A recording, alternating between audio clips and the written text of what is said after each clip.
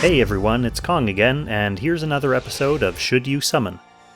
As always, I'll be presenting high-level overviews of these characters, using these 4 criteria to help you decide whether this banner is worth your hard-earned vouchers. How they fit into your team, whether they unlock any bonds, what kind of content they get used for, and their future availability. This week we're taking a look at a raid-up banner featuring Aka and Emilia, running from August 6th to August 19th. Now, this is not a Destiny banner, so it's definitely possible to summon off-banner heroes even on your first SSR. Depending on how you feel about these characters, that might not necessarily be a bad thing. So first let's take a look at Aka.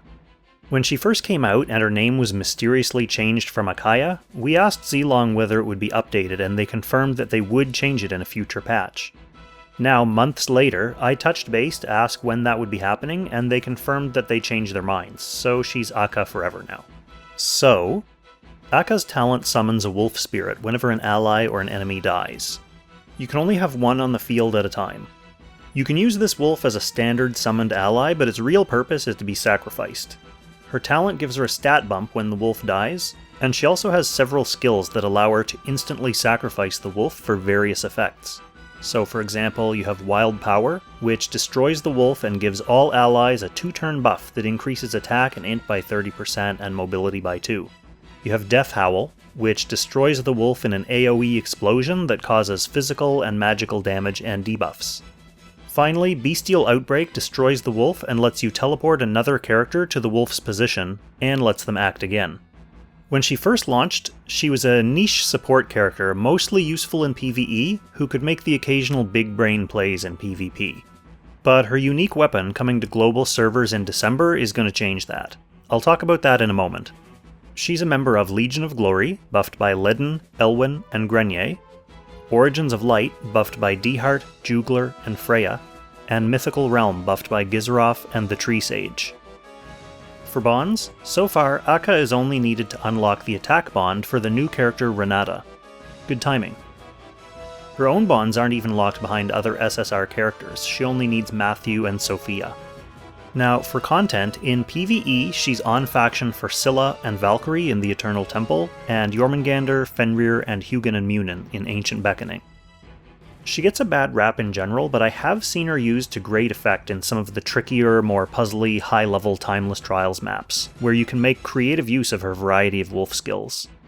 Her overall stat balance means she's not necessarily a specialist at anything specific, which usually works against characters, but it does give you some flexibility in what skills you'll choose to help your team. Now, for PvP, let's talk about that unique weapon. It lets you summon a wolf on the first turn simply by taking action, and this wolf has 75% of Aka's stats. If your first action happens to be Blood of the Sheikah, you'll immediately get a wolf that you can then sacrifice to use on one of her other skills. For example, boosting the rest of your team's mobility and attack and int. This also has the side effect of buffing up someone like Reen on the first turn as well. Aka's utility becomes somewhat limited for a while after this opening gambit, but being able to rapidly increase your whole team's threat level on the first turn is very helpful. For availability, she'll be coming back in December on a raid-up banner alongside the other new character, Licorice. Now let's jump over to Emilia. Emilia is a self-reviving tank like her daddy. She's actually kind of a reverse Vargas in other ways, since she converts her magic defense to her attack, and has magic damage reduction in her talent. Also unlike Vargas, she takes both physical and magical attacks for her guarded allies, and can counterattack at 2 range. Like many tanks, her 3-cost skill is an improved version of her guard. When she revives with it, she goes back up to 100% hit points, and gains some physical damage reduction as well on top of the magic damage reduction from her talent. Her 3-cost skill also comes with a command aura that reduces critical damage and fixed damage for nearby allies. She's a member of Empire's Honor, buffed by Bernhardt, Leon, and Lance, and Princess Alliance, buffed by Luna and Shelfaniel. For bonds, Emilia doesn't currently unlock any other character's bonds, probably because she's a Langrisser mobile original character who only appears in the hypothetical future of a non-canon branching story path. For her own bonds, she needs Vargas and young Jessica. For content, in the Eternal Temple she's on faction for Leviar, not useful, and Valkyrie, may be useful as an expensive Vargas replacement. She's also on faction against Sleipnir and Nidhogg in Ancient Beckoning. She's fine. Like so many things in this game, if she's the tank you end up with early, then you roll with it, build her up, and she'll do the job for you. Being able to revive and counter at range is a very strong base contribution for a tank in general run-of-the-mill PvE. She doesn't get used a lot on the PvP side, with the latest data from the Chinese playoffs showing her about on par with Ledin, partly because she doesn't have a strong faction spread, but also because she's not Juglar or Landius. If you're missing one of those two meta tanks, then she can plug a gap for you. For availability, Emilia is coming back relatively soon, on an early October Destiny banner with Ares and Betty. Okay, now for the quick and dirty. Aka is a flexible support character with a powerful unique weapon coming in December. And Emilia is a self-reviving tank who can counterattack at range and converts her magic defense to her attack. And finally, a reminder about upcoming banners.